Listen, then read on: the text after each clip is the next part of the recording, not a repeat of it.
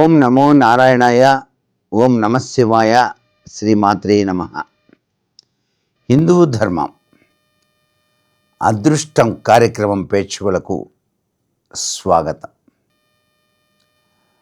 అదృష్టం ఎల్లవేళలా మీ ఇంట్లో తిష్ట వేసుకొని ఉండాలి అన్నప్పుడు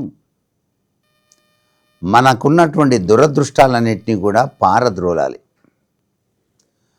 దురదృష్టాలు అంటే అనారోగ్యం చేయటం, అనుకున్నవి అనుకున్నట్టు నెరవేరకపోవటం, చేస్తున్నటువంటి వ్యాపారం అభివృద్ధి చెందక అనేక కష్టాలు పడటం, పెట్టుబడి పెట్టి చాలా సరుకు తెచ్చి ఉంచితే వినియోగదారులు కొనుగోలు చేయడానికి రాకపోవటం, ఇవన్నీ దురదృష్టాలే కదా. మరి ఈ యొక్క దురదృష్టాల నుంచి రక్షణ కలిగించి, అంటే దురదృష్టాల్ని పోగొట్టి అదృష్టం మనకు వరించాలంటే సనాతన సంస్కృతి సంప్రదాయంలో మహనీయులు చెప్పినటువంటి విధి విధానాల్ని పాటించాలి. ఆ విధి విధానాల్లో భాగంగానే మీరు చేస్తున్నటువంటి వ్యాపారం ప్రారంభించేటువంటి ముందుగా మీరు ఏర్పరిచినటువంటి వ్యాపార కేంద్రంలో ఉండేటువంటి తూకం చూసేటువంటి త్రాసులో కర్పూరాన్ని వెలిగించాలి. మొట్టమొదటిసారిగా ఆ త్రాసులో కర్పూరం, ముద్ద కర్పూరం వెలిగించాలి.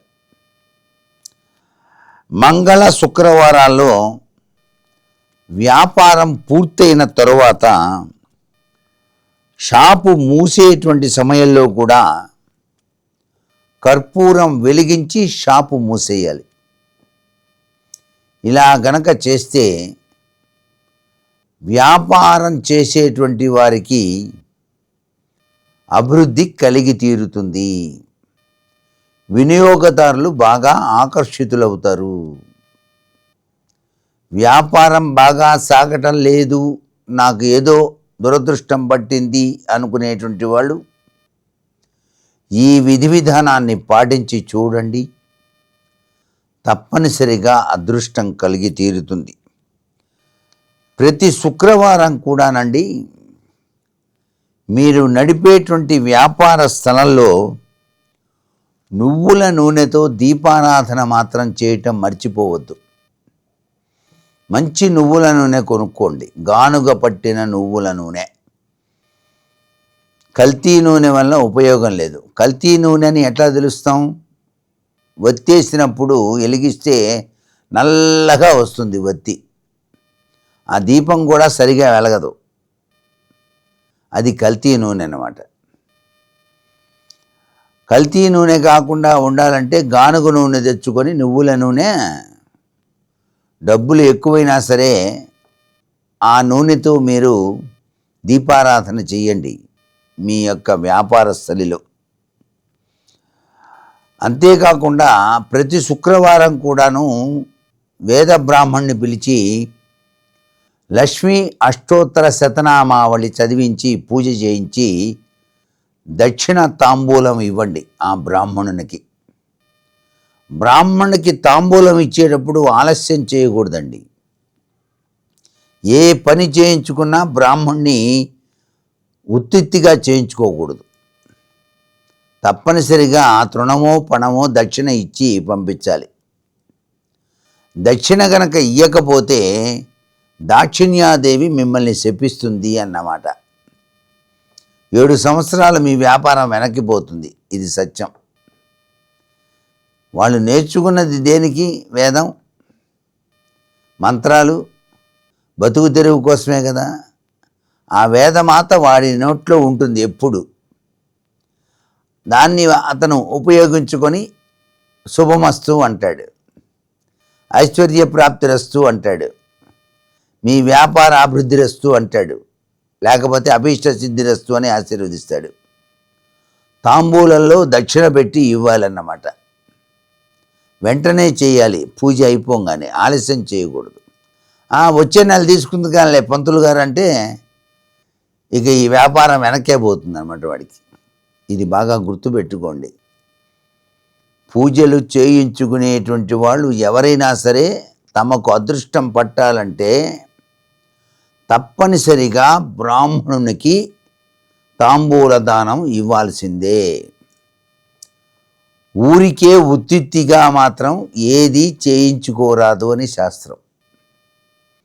జాతకాలు చెప్పేటువంటి వాళ్ళు ఉంటారు బ్రాహ్మణోత్తములు. వాళ్ళ దగ్గర జాతకం చెప్పించుకొని మన పంతులు గారే కదా అని వస్తానండి పంతులు గారు చాలా సంతోషం అని వెళ్ళిపోకూడదు. ఆయనకు కూడాను తప్పనిసరిగా తాంబూలంలో పండు పెట్టి చక్కగా దక్షిణ తాంబూలం ఇవ్వాలి. ఆయన ఆశీర్వదిస్తాడు. అప్పుడు ఆ జాతకం నిజమవుతుంది. లేకపోతే 7 ఏళ్ళు వెనక్కిపోతుంది ఆయన చెప్పినటువంటి విషయాలు కూడా. ఇది సత్యం అండి, తమాషా కాదు. ప్రతి వాళ్ళకి అదృష్టం కావాలి అనుకున్నప్పుడు మీరు కూడాను దానికి తగ్గట్టుగా వ్యవహారం చేయాలి కదా మరి.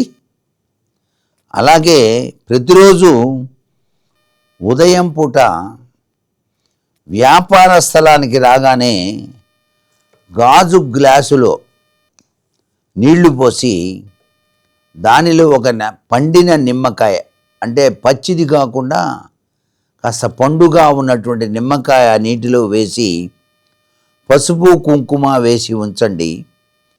వ్యాపారం పూర్తి కాగానే ఆ నీళ్లు చెట్టు మొదట్లో పోసేయండి. ఇలా ఎవరైతే చేస్తారో వారికి అదృష్టం పట్టి తీరుతుంది, వ్యాపారం బాగా కొనసాగుతుంది సుమా.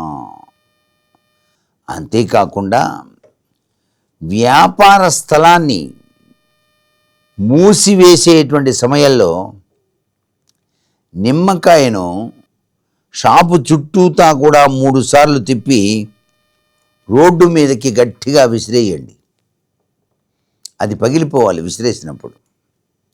అలాగే ఒక నిమ్మకాయను 2గా కోయండి. కుంకుమ దానికి అద్దండి, నిమ్మకాయ డొప్పకి. వ్యాపార స్థలానికి 2 వైపులా కూడా కళ్ళు పుంచి ఆ నిమ్మకాయ ముక్కలను ఆ యొక్క ఉప్పు మీద ఉంచండి. ఇలా కనుక చేసినట్లయితే మీ వ్యాపారం 3 పువ్వులు 6 కాయలుగా విరాజిల్లుతుంది సుమా. మరికొన్ని ముఖ్య విషయాలు రేపటి అదృష్ట కార్యక్రమంలో తెలుసుకుందామా మరి. సర్వే జనా సుఖినో భవంతు.